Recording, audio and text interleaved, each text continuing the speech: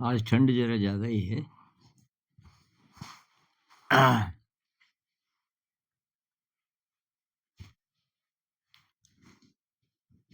किसी भाई साहब ने एक कमेंट में लिखा है कि अगर मैं अध्यात्म में पूरी तरह इन्वॉल्व हो गया, तो फिर मैं जीऊँगा कैसे? अ, ये रोटी, कपड़ा, मकान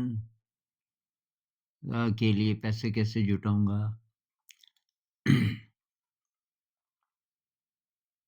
ये बहुत लोगों का ऐसा मानना होता है कि अध्यात्म का मतलब है कि एकांत, मतलब परिवार या तो हो नहीं या फिर है तो आप दूर चले जाओ और तब एकांत में साधना करो क्योंकि परिवार में रहते हुए तो हो नहीं सकता। तो कभी-कभी तो ये सही हो सकता है। बहुत ही ज़्यादा टॉक्सिक माहौल है परिवार का और आप अभी कमज़ोर हैं, आप शक्तिशाली नहीं हैं, आपका ध्यान बहुत कमज़ोर है, तो आप वहाँ ध्यान नहीं कर पाओगे, बहुत मुश्किल हो जाएगी आपके लिए। लेकिन एक स्थिति ऐसी भी है कि जब आप शक्तिशाली हो गए, तो तब आप कैसे भी माहौल में ध्यान कर लेते हो। तो इसके भई अलग-अलग उदाहरण हैं। अकेले में जो लोग ध्यान करते हैं, तो एक समस्या आ सकती है।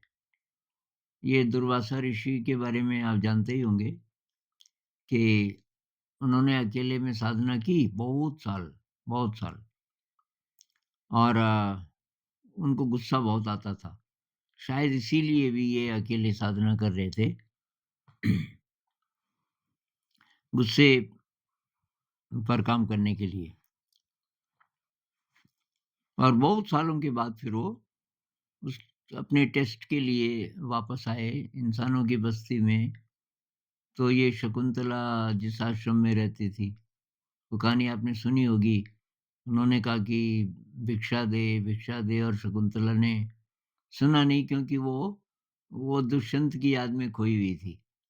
और दुर्वासा ऋषि को इतना गुस्सा आया, उन्होंने बोला कि तू जिसके ख़्यालों में खोई हुई है, वो हमेशा के लिए तुझे भूल जाएगा। ख़ैर वो कहानी आगे बढ़ती है, उस श्राप को थोड़ा रिलैक्स कर देते हैं। लेकिन इतना गुस्सा, इतने सालों के अभ्यास के बाद सिद्धियाँ तो आ गई, श्राप तभी दे सकते हैं ना, लेकिन गुस्सा नहीं गया। तो इसलिए तो बुद्ध कहते हैं ना कि संघं शरणं गच्छामि, संघ भी होना चाहिए, कम्युनिटी भी होनी चाहिए। अब माइंडफुल कम्युनिटी मिल जाए तब तो बात ही क्या है।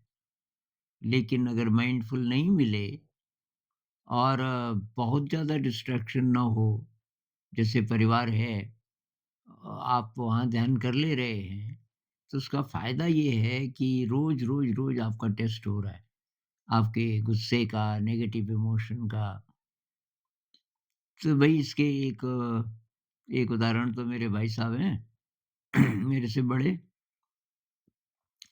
और मैं उनको मिलने गया एक बार बहुत साल पहले, 25 साल से कुछ ज़्यादा टाइम हो गया होगा। अब मैं वो जब देखते थे मुझे तो मैं बैठा रहता था ध्यान में। एक दिन उन्होंने पूछ लिया कि यार तू क्या करता है?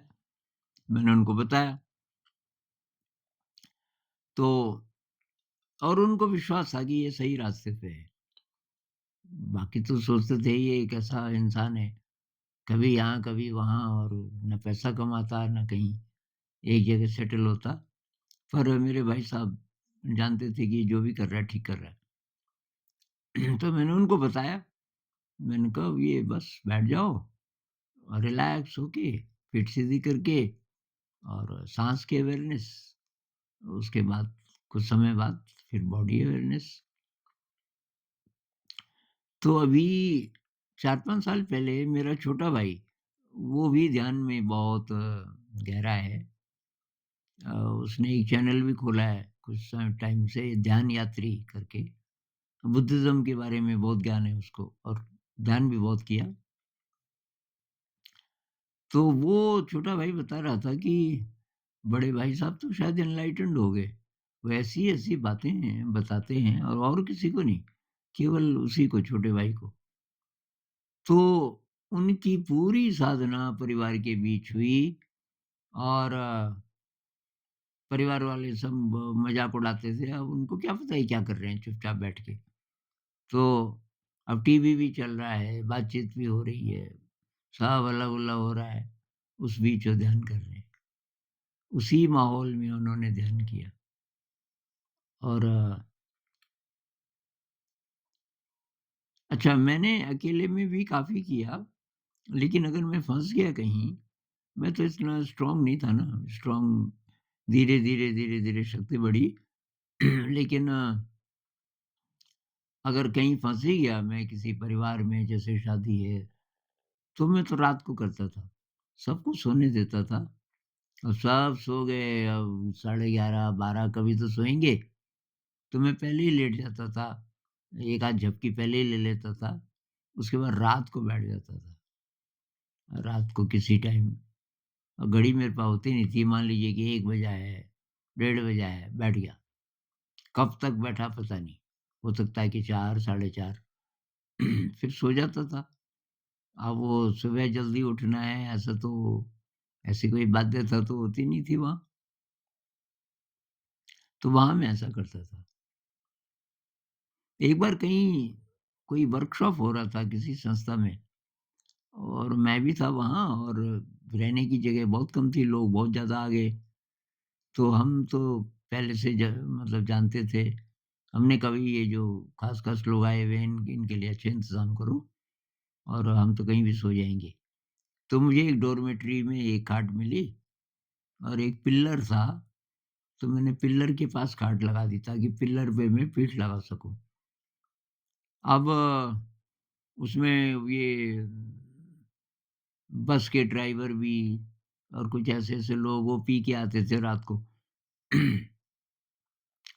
और उनकी भाषा भी बहुत अश्लील भाषा।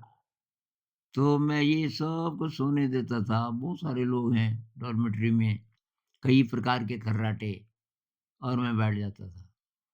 तो शुरुआत में मुश्किल हुई, पहले दिन ज़रा मुश्किल हुई।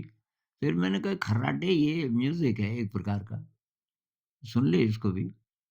धीरे-धीरे, धीरे-धीरे मुझे कोई उससे प्रॉब्लम ना हो, खर्राटे से। वो 8-10 दिन का था। तो मैंने वहाँ इस तरीके से ध्यान किया रात को। तो भई ऐसा नहीं है कि आपको नौकरी छोड़नी पड़ेगी। अब कई लोग बोलते हैं ना कि मुझे संन्यास लेना है। अब घर में अगर बहुत ही ज़्यादा प्रॉब्लम है, आप नहीं कर पा रहे और कमज़ोर भी हो अभी, तो तब अलग बात है।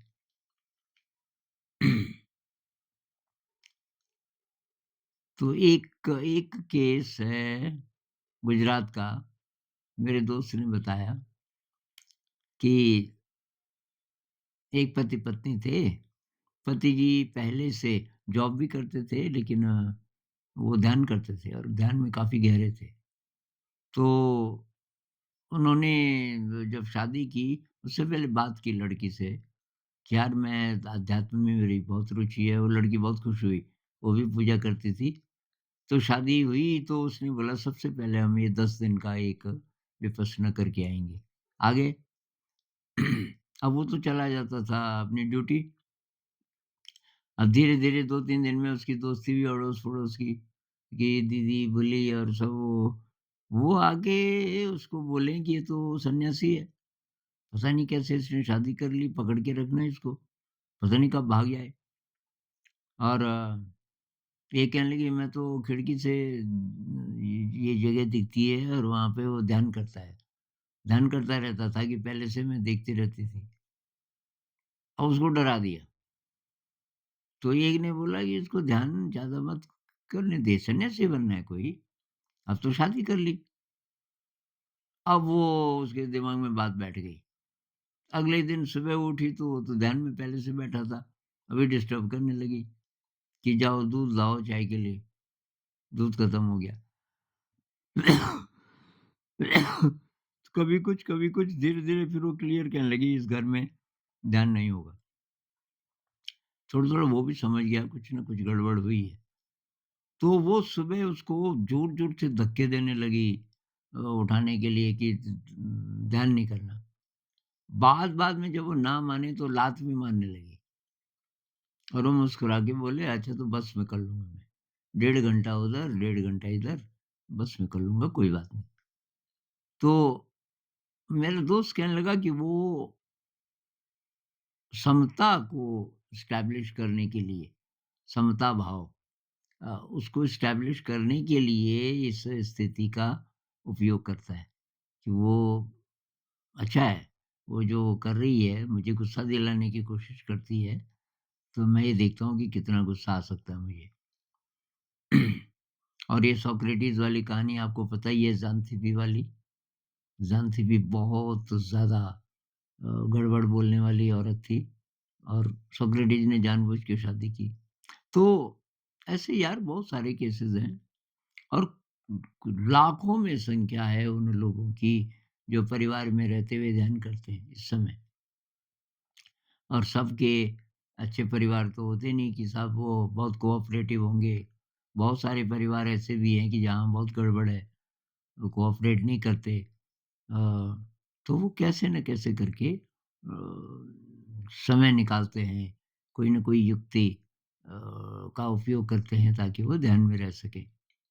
तो आप जहाँ भी हो भई रोटी, कपड़ा, मकान की कोई प्रॉब्लम नहीं होगी, आप अपना जॉब करते रहो, बल्कि जॉब में भी मदद मिलेगी इससे। और साथ-साथ आप ध्यान करना शुरू कर दो, ध्यान केवल बैठ के नहीं, माइंडफुल रहना, अवेयर रहना हर समय, इसका अभ्यास करो। अभ्यास करोगे तो धीरे-धीरे आपको पता चलेगा कि बिल्कुल अकेले जाने की बजाय ये परिवार में रह के अगर हो सके, तो उसको ज़्यादा चैलेंजिंग है लेकिन ज़्यादा रिवार्डिंग भी है।